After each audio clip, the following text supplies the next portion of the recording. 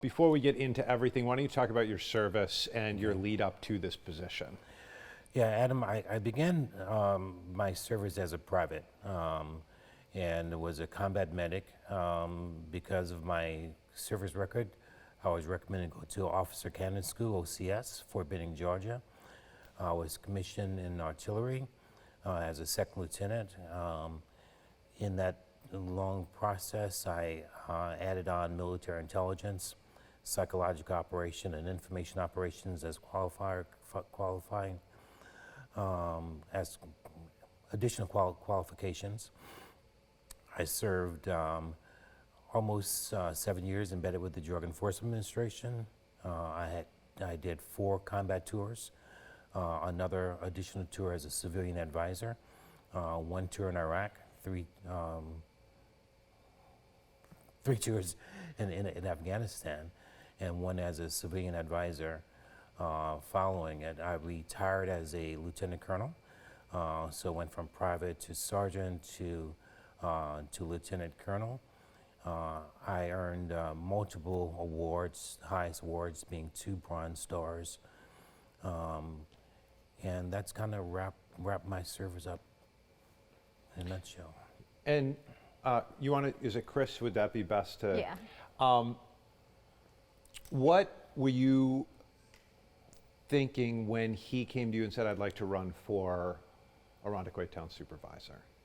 Well, it was more my idea for Oh, him to run. I see. So he had wanted to run for political office for a while, and then the position came up for town supervisor, and nobody was running for the Democratic nomination, and we thought it would be a good time for him to try and run. Before everything came to a head in August of last year, how is it going for you? It was going absolutely great. We actually accomplished my 2-year plan that we laid out in the first year. We were able to address the quality of life for our residents, put in place some things. Overall, what we accomplished since then is that our workers now start at $20 an hour, our living wage. We have experienced over an 11% increase in business and development. Revenues are up. We have improved the quality of life. We receive environmental awards. We're a pro-housing community. And we did all that by being below budget. So we got rid of some fraud and waste that was there, or that I felt was there, and we accomplished a lot of things for our town, what the town residents asked me to do. We improved and increased some of the activities within the town, one being Hoochie concert. That is not all my work, it's collaborative with town residents, with business owners, with business owners from other communities, collaborating together to improve the quality of life, to improve the systems that we have in the town of Irondequoit. So in August of last year, in your mind, things are running smoothly. Your former employee comes in and says, I'm uncomfortable with how you've been talking to me. Yeah, I can't get into the specifics of the case, Adam. What I can say was that allegations were made, and I have consistently said that, denied those allegations. And my wife can tell me that I've treated everyone with dignity and respect, and that's the core of my leadership, is dignity and respect. We've always denied those allegations, and that's clearly presented in the Section 36 responses. Let me point this out, Adam, is that the allegations we've always denied. I have no charges. I have no indictments. I just have unfounded, unsubstantiated allegations. When she said that. You don't have to get into specifics about allegations. How did that make you feel in the moment? It was incredibly gut-wrenching for me, incredibly painful, incredibly painful for us, because I treat people that I know as my family. So when I extend, as a Christian, we're demanded to love each other. The work that I've done as the town supervisor actually follows the Beatitudes. It follows the Judeo-Christian social justice model. It follows a conservative stewardship model that says that my job is to protect the interests of the community. That's fiscally, that's morally, and that follows a long line of honor, duty, and service that I come from. So it was very, very, very, very painful. Chris, when the Near Pass report came out and you did see all those specific allegations, what were your thoughts? My first thought was just disbelief. I've known Andrae for 40 years. We've been together 40 years. And that was just not the man that I knew, I didn't believe them. Andre's always tried to mentor and support people and build them up. And that's just not what I saw. And people are going to watch this and say, this is a very loving, devoted wife who may not want to see this. What would be your response to that? I would say people that know me know that that's not how I am. I'm not blindly supportive. And I was there for several of the incidents, so I know that they didn't occur the way that it was presented, which helped bolster my belief. Plus, I know Andrae, I've known him for a long time. One of the incidents was the Halloween party where he dressed as a demon, and the allegation was he was swinging the bones on his hips around. Did you see that? No, I didn't see. I was there the whole time, and I didn't see that. We were so busy giving candy to so many kids that we really didn't have time to do anything else.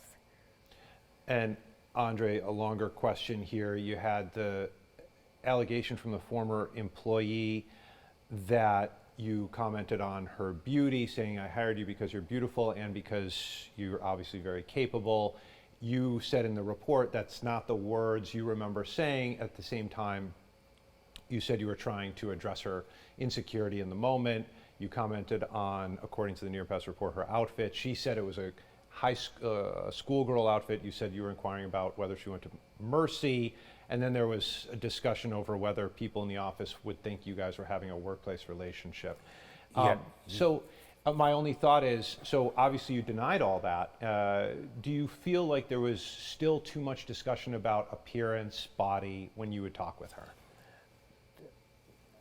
Again, the Section 36 kind of identifies that, but what I can say is that as a military officer, we're trained and conditioned to do several things. One is to be unbiased in our wording, male, female, etc. The second is that we are trained not to address a person's appearance, regardless of who it is. It's conditioned. I taught EO. I taught these courses for 35 years. I had to enforce them as an officer, as a sergeant. So these are things that are outside of my experience.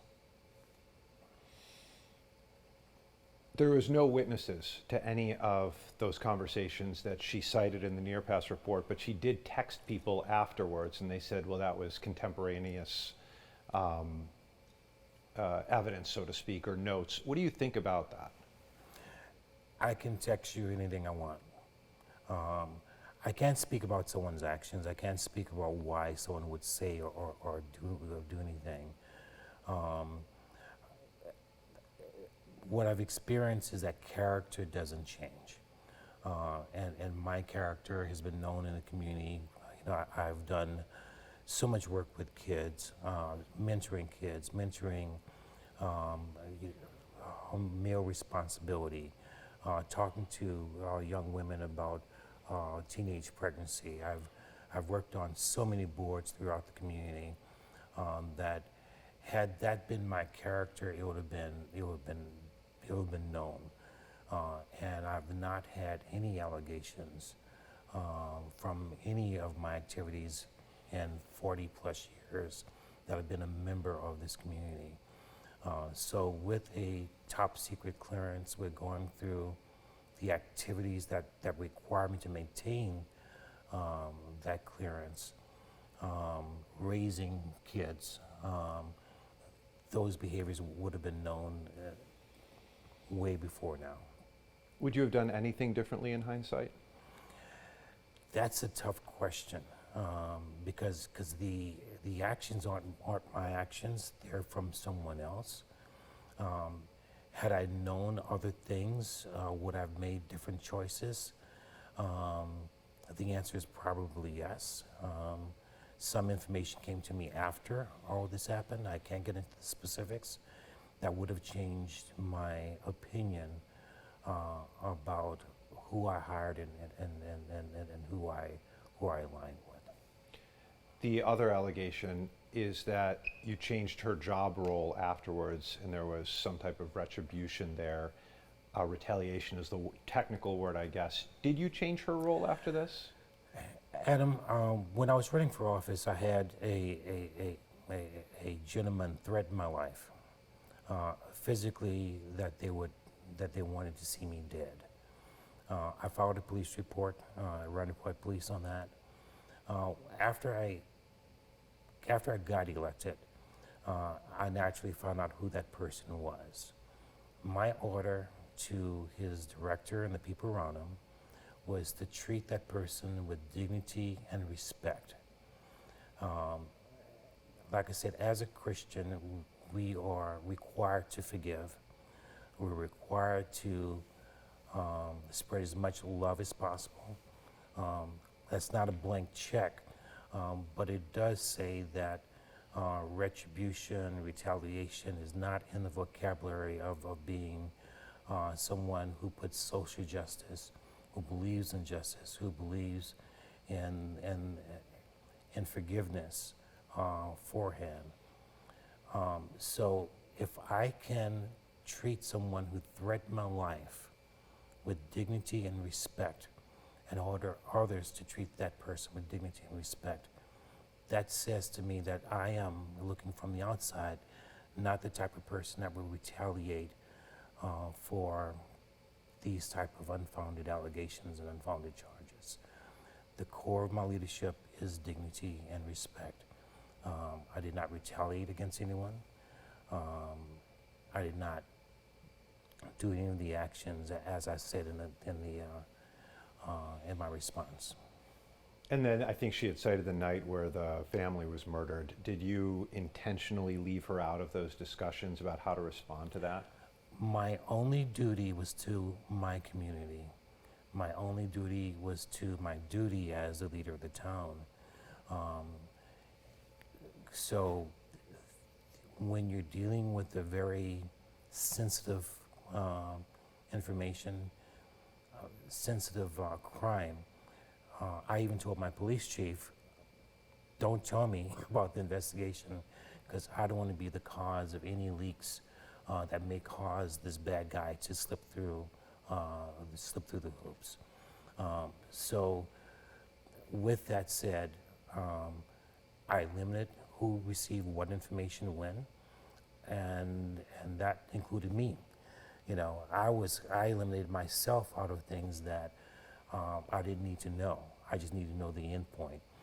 What we needed to do is catch the perpetrators who viciously murdered this family. Regardless of the reason, justice is always first in my heart. And I would do it all over again to make sure that these people came to justice. As this started to unravel, town board member John Perticone announced that he's going to run against you. He's going to Do you see that as a coordinated effort? Is all of this linked? Adam, isn't it odd? Isn't it odd that you have two of Perdicone's opponents being brought up on unfounded, unsubstantiated allegations? Isn't it odd that you have two veterans who know the sacrifice to our country, who know what is required in order to preserve our freedoms? You have two veterans who between us have 60 years of top secret classified clearance, classified work, have worked with all three-letter agencies across the board. Isn't it odd that these two have unfounded allegations against us? What I can say, Adam, is that character does not change. And then once you've walked in one character, it's hard to see that switching. Do you think race has played a role?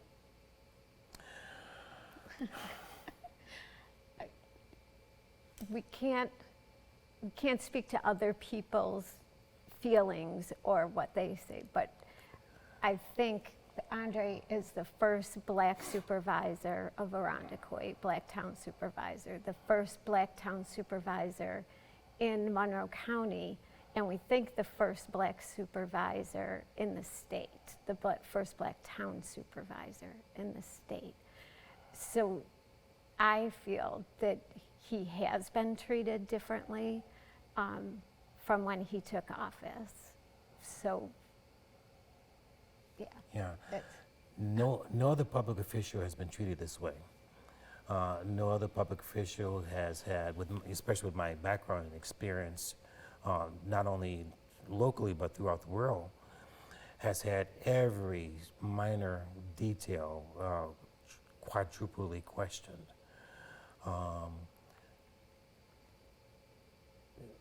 Again, I can't speak to to what other people feel or think. I can say that if you look at other public officials with unfounded allegations, even the DA herself, no one has been treated this way. You plan to continue running and asking people to write your name in. How come?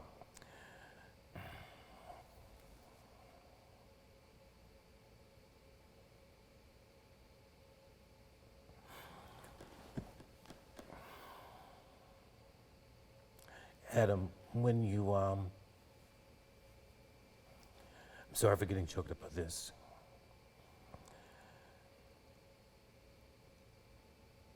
I love my brothers and sisters on the battlefield.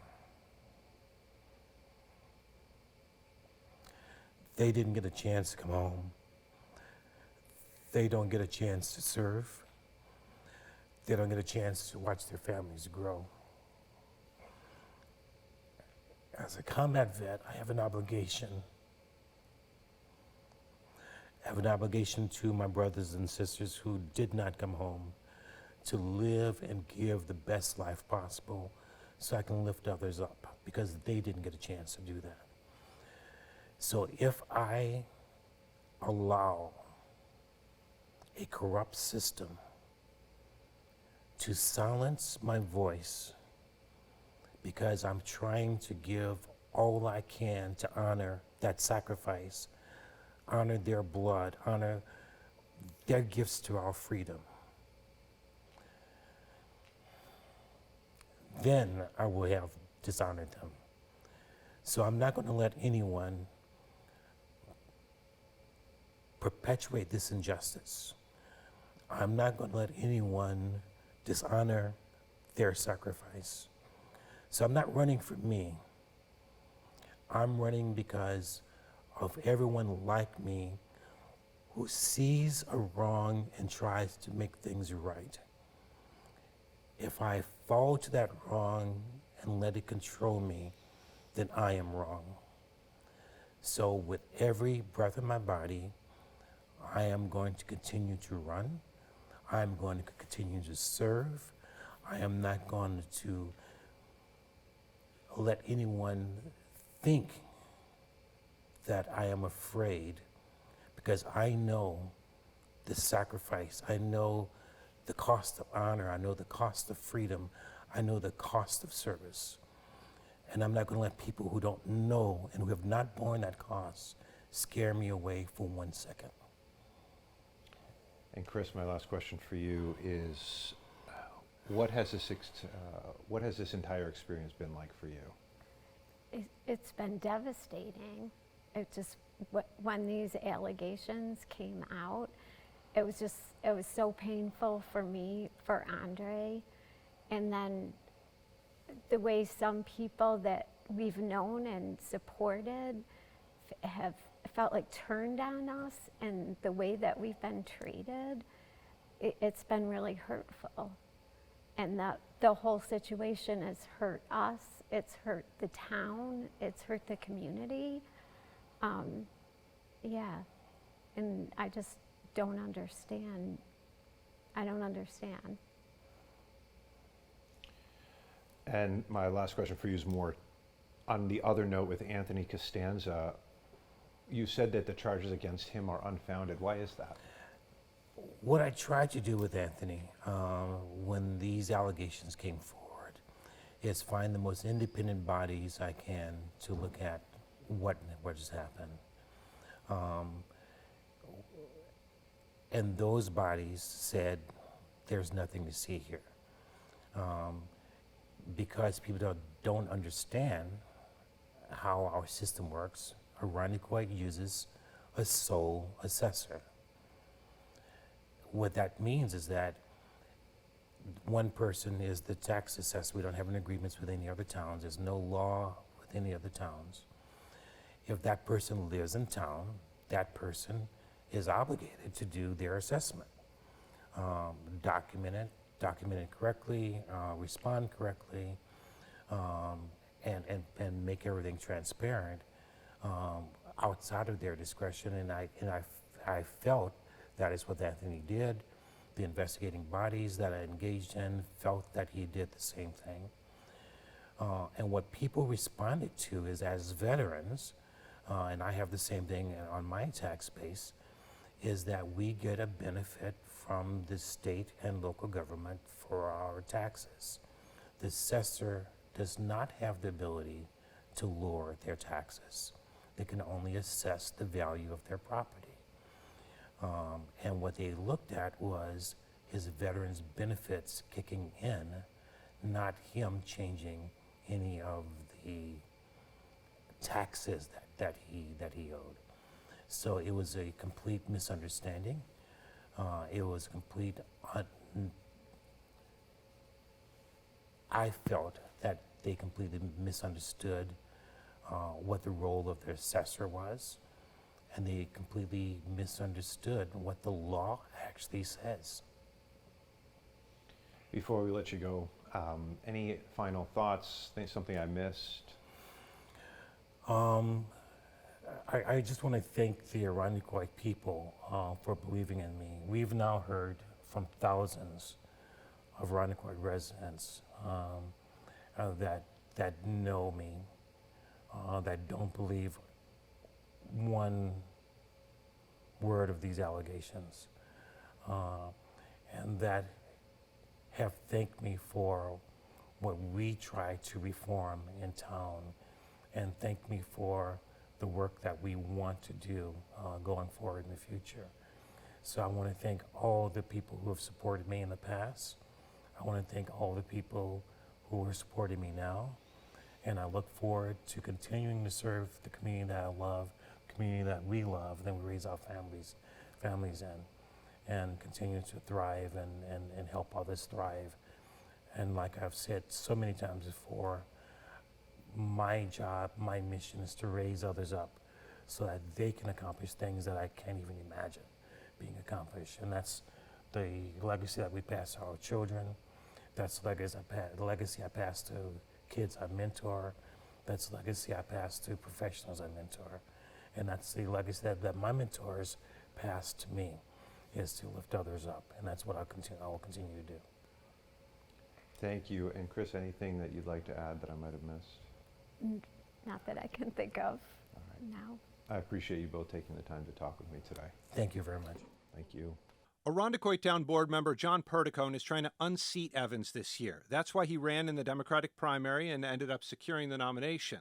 In response to my interview with Evans, Perticone declined an on-camera conversation, but did provide this statement. Approximately 10 months ago, the Arundecoit Town Board was made aware of serious allegations of sexual harassment and retaliation involving Town Supervisor Andrae Evans. In response, the board engaged an independent third-party firm to conduct a thorough investigation. After its completion, the board requested Mr. Evans' resignation, which he declined. The matter was then referred to the district attorney's office for further review to uphold transparency, accountability, and due process. This process was led by the town board in good faith, consistent with our responsibilities as public officials.